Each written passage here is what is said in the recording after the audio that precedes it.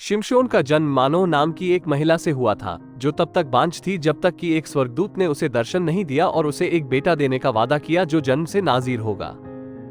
एक नाजीर वो होता था जिसे परमेश्वर के लिए समर्पित किया गया था और उसने कुछ चीजों से दूर रहने के लिए विशिष्ट मन्नतें मानी थी, जैसे कि शराब पीना या अपने बाल कटवाना। शिमशोन बड़ा होकर एक शक्तिशाली योद्धा और इस्राएल का न्यायी बना। उसके पास अविश्वसनीय ताकत थी, जिसका श्रेय उसने अपने नाजीर व्रत को दिया, विशेष रूप से अपने बिना काटे बालों को। पलिश्तियों के साथ शिमशोन की पहली मुठभेड़ तब हुई जब वो तिम्ना की यात्रा कर रहा था और वहां की एक महिला से प्यार हो गया।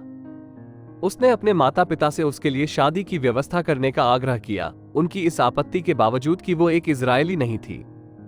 शादी की दावत के दौरान शिमशोन ने पलिश्ती मेहमानों के सामने एक पहेली रखी। अगर वे इसे हल कर सके तो उन्हें इनाम देने का वादा किया। जब उन्होंने उसकी दुल्हन और उसके परिवार को उत्तर प्राप्त करने की धमकी दी, तो शिमशोन क्रोधित हो गया और उसने 30 पलिश्तियों को मार डाला और अपनी दुल्हन को छोड़कर चला गया। शिमशोन की पत्नी उसके साथी को दे दी गई। पलिश्तियों के साथ शिमशोन की अगली मुठभेड़ तब हुई जब उसे दूसरी महिला से प्यार हो गया। इस बार उसका नाम दलीला था। पलिश्ती नेताओं ने उससे वादा किया था कि अगर वो शिमशोन की ताकत का रहस्य खोज सकती है और उसे पकड़ने में मदद कर सकती है तो वो बड़ी रकम देंगे। दलीला ने बार बार शिमशोन की ताकत का राज खोजने की कोशिश की और हर बार उसने उससे झूठ बोला, लेकिन वो तब तक कायम रही जब तक कि उसने आखिरकार उसे नहीं बताया कि उसकी ताकत उसके बिना काटे बालों से आई है। जब वो सो रहा था तब उसने उसके बाल कटवाए और पलिश्तियों ने उसे पकड़ लिया। पलिश्तियों ने शिमशोन की आंखें निकाल ली और उसे कैद कर लिया, जिससे उसे चक्की में अनाज पीसने के लिए मजबूर होना पड़ा।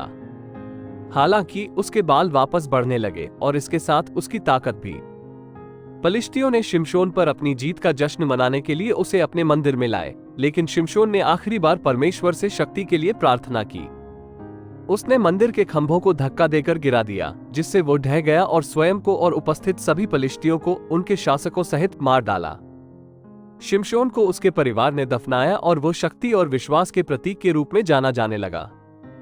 अपनी कई खामियों और गलतियों के बावजूद शिमशोन को इस्राएल के एक नायक के रूप में याद किया जाता है, जिसे परमेश्वर ने महान कार्यों को पूरा करने के लिए चुना था। उनकी कहानी विश्वास की शक्ति और परमेश्वर के प्रति हमारी प्रतिज्ञाओं और प्रतिबद्धताओं को रखने के महत्व को दर्शाती है।